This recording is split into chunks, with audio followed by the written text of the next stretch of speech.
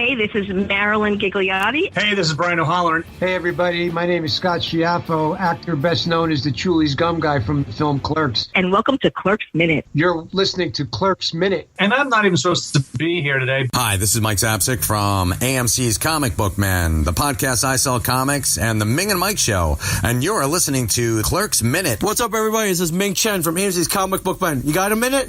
Good, because you're listening to Clerks Minute. Hey, this is Walt Flanagan, the Lon Chaney of the 90s, and you are listening to Clerks Minute.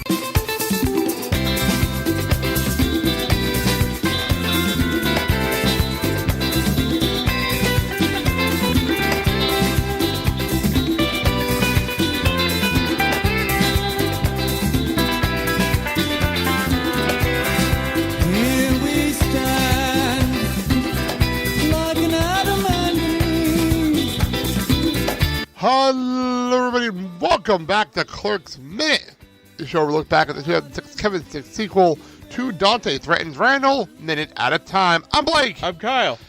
Wow, a lot happened in 2 minutes. A lot happens here. Well, before we even get into the scene, I have one question. If Jay has public piss syndrome, why is Jay standing next? Why is Zay and Bob sitting next to him and not just standing guard?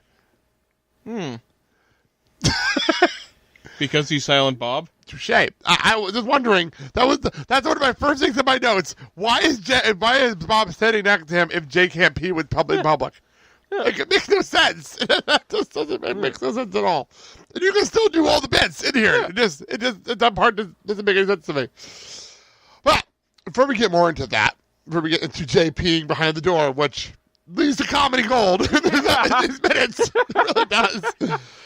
Dante, and this starts as like a friend conversation to a what the fuck really, really quickly. Yeah. We start inside where Dante tells Randal that Becky's pregnant, and Randal's just like, okay, that's cool. What, are you afraid you're going to miss the baby shower? It's a valid question. Yeah. I mean, Randal knows nothing. Randal knows absolutely nothing going into this. So it's like, okay, why do you care? Like, why does it matter? If you got pregnant by some other guy, who cares? But then, he says, I'm in very Maury sense, I'm the father. And Randal flips out. Why was he playing with cards, by the way? I think he was playing solitaire. Okay, thank you. He lets go of his cards, throws them in a customer's face, who flies backwards onto a table behind him with a tray of food. And this was completely accidental. Oh, yeah, but it was funny as hell. This is a great physical gag in this movie. Yeah. We don't get many of them. This is great. And I do love when they do go outside, by the way, and Dante's first reaction is, what the fuck was that guy? That was his first thought. Yeah. Not the conversation they're about to have. So Dante's still being a very good employee on top of it all here. But, so Randal pulls Dante outside. You know what, to Randal's credit, at least he brought him outside to have this conversation. I will give him all the credit in the world for that. Let's have this conversation outside so I can yell at you in private.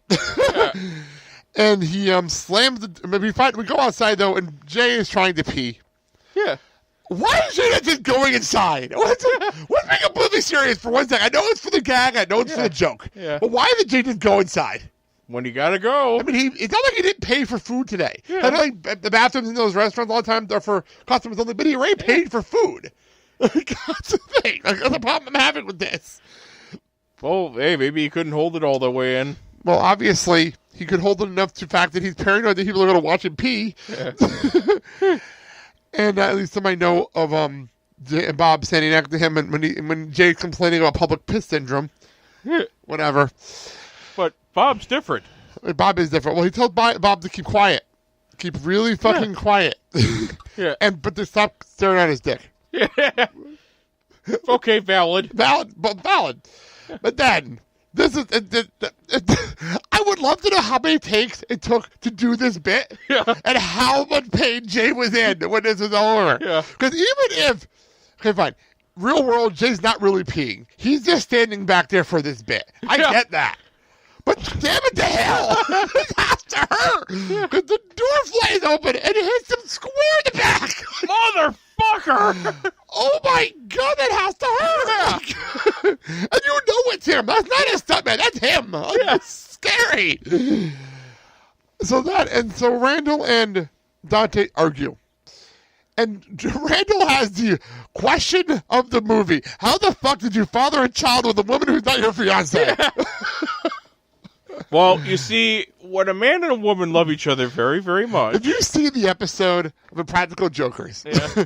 Where Q is told to... Q is in... They're doing one of those things where they're behind one of the businesses, and they have to do the sale, and they tell him to do the birds and the bees speech to random people in the actual office. Yeah. And Bill Farmer just followed me on Instagram. Sorry. Anyway, he tells him to do the birds and the bees speech, and he's like, there's a man and a woman, and she has a socket. This bit goes on for like 5 minutes. It goes on. He just tells the story 3 times. This exact thing. So now the joke is always going to be, she has a socket. Now, if this were... I'm going to have to find that and play that here. Now, That's this were being told by an employee of NASA, it'd be, well, you go and you dock your probe into her loading bay. Oh my God. She opens her pod bay doors to let you in. Oh man, that's good. I like that. That's good. So Randal's reaction is, holy shit, she got pregnant up the toilet seat you jerked off on. He fucking knew it. What? Wait, what? I'm having problems with this line. What? Randal's like in denial that Dante has sex with her. And that's the first thing he comes up with. And it's because I think he's still giving over the shock that he actually managed to have sex with another attractive woman. Extremely attractive woman. But the fact that there's 2 things wrong with this. Randal's jumping to this sentence, and the fact that Dante jerked off on the toilet at work. There's just 2 things here that are very wrong with this sentence. Don't ask him where they got the special sauce. Well, we'll get to that joke in a minute. You've been waiting for that one. Yeah. So Dante just pretty much says we had sex one time a few weeks ago, fine after work. And I love his reaction with where, and he says here on the prep table. That's my prep table. Ew, that's my prep table. Although to his credit, that is really, really unhygienic. And let's be honest. Oh fuck yeah! And well, let's be honest. Would you want to know that you were just cooking something off of prepping something off of something that your best friend just fucked somebody on? No. Okay, so this is a true story. When I worked at the airport, there's enough time between this so I can tell this story. When I worked at the airport, we used to have a lot more lenient rules back in the first few years I was there. Yeah. And there was a cart in the back of the bag room where we were to hang out. And it was one of those carts where we had it back there for emergency purposes. We needed it, we had it. But it was rarely ever used. Well, one day it's quiet. It's a very dead day, dead afternoon. And all of a sudden we hear like a banging in the back. Yeah. We're like, what the fuck is going on? It's like 12:30 in the afternoon. What the fuck is going on? We walk over, and 2 employees are having sex in the car. What the fuck is going on already? They sprayed that damn car down after that. Well, he's just making sure that his luggage was fully secured. Is fully secured in their overhead bin. The truth. That one, and also, and this is a sentence I remember very clearly. They were shutting down we were downsizing from Midwest to Frontier, and we were downsizing, and we were getting rid of some jet bridges. They open them up now for Delta, but we were going up to the plane to groom a plane for the very last time at this gate. It was kind of one of those things. It's like we're making a bigger deal out of it than it really is on purpose. Yeah. We're making this sentimental thing. We're just having some fun with it. All of a sudden, one of the guys we're working with stops, looks around, without a second thought says, I had sex at this jet bridge. And then walks on the plane. Like, this is not normal. Like, what? Doesn't say another word about it the rest of the morning. True story. That happened. Oh, man. So, and pretty much Dante said she wants to have the baby, which is fair. Randal, to Randal's credit, he is actually making sense now. Yeah. Like, I think he went from shock to now, okay, I'm going to be a good friend and help him now. Okay, cool. And his reaction was, she wants you to break off with them and marry her. No. She's going to tell Emma. No. Then what's the problem? Oh, I was going to say, you wouldn't be able to make me marry Rosario Dawson. You just have to ask. Very valid point. So Dante asked if he's dense, and he said, is if I'm serious, if Beck isn't busting your balls about it, what's the big deal? You can still move down to Florida and live happily ever after.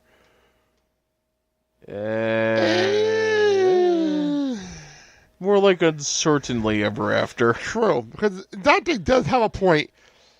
No matter what happens, here's the child up here. Yeah. Here's the child in Jersey. No matter what happens anywhere at all. So even if he doesn't leave Emma, he's still got a baby up here that he has to explain. He has to explain this down the road somewhere. Especially when it starts whining and complaining, just like Dante. Touché. Yeah. Well, imagine a parallel universe where nothing changes, and then he's trying to find his father, and he comes down to Florida, and Emma's like, "Who are you? What? How does that work?" And now they put all pieces back together again. Like, what's happened? I wasn't even supposed to be here today. There it is. There's your joke. Hey, look, the baby's got a little goatee. Oh man. So in the background of all this, Jay's still trying to pee. In the background of all this, Yeah. But Silent Bob, as we know, is always listening. He's always doesn't talk, so he's always listening. And the minute he hears "Love Child" up in Jersey, his ears perk up. Like, wait, what? Yeah. What did I just hear? Like, what's going on?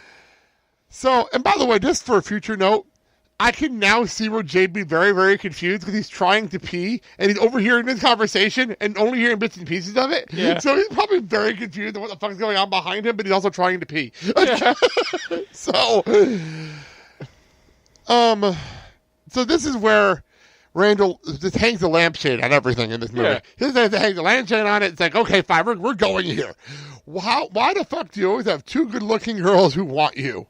You're the most idiot fucking child I've ever met, but you always have got a pair of girls fighting over you. Wow, talk about hanging a lampshade on everything, aren't we here? Well, girls do like apparently like insecure guys with goatees.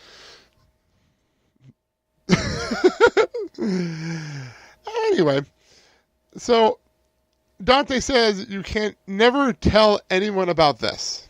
Now here's my problem with that sentence. Jay and Bob are out here. Yeah. They're hearing all of this. What did you, if you were thinking about it, look around the alley and say something to them too? Let's be honest here at this point. He probably didn't notice. They were too busy, realizing. Having this big fight, yeah. Yeah. So I wonder if they even noticed that they hit Jay in the back. Now that I think about it, did they even notice that? Probably not. Because Jay and Bob are always just there. They're always just around. He goes and says, "I'm fucking serious, Randal. Not just for me. Becky doesn't want anyone to know." Randal makes the point, though, why'd you tell me for? Well, best friend rules, tell him everything. Yeah. Look, you fucked me over in the past. This is you. This is serious. Problems. You keep your mouth shut, because if you fuck me over this time, I swear to God, I'll beat the shit out of you. Ooh. Well, this escalated quickly. This escalated quick. And to Randall's credit, his reaction is, "Who you in what army?" Which made me laugh. I'm not going to lie. It's funny.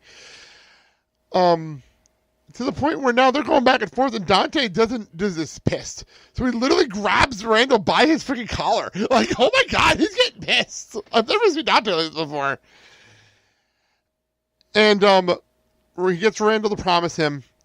He drops him. Now, I have a question. If Becky comes outside 1 second sooner, yeah, and sees this moment, she's probably wondering, "Oh fuck, what the fuck's going on out here now? Like, what do I have to do with these two now?"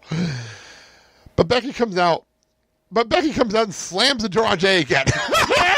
What the fuck? Come on! Jay can't win back there. He's just getting destroyed by this fucking door. Then again, you would figure that after the first time he'd move. But he's still trying to pee. That's the best part. You could just sidestep over and, Well, Bob's standing there. So, well, that would be funny to do both of them just sidestep away. Yeah. But Bob's in a conversation. He's trying to listen. This is a fight at the same time. But by the way, I want to make one note. We were talking about production on this movie, and it was always a joke about Kevin Smith movies, but there's no like production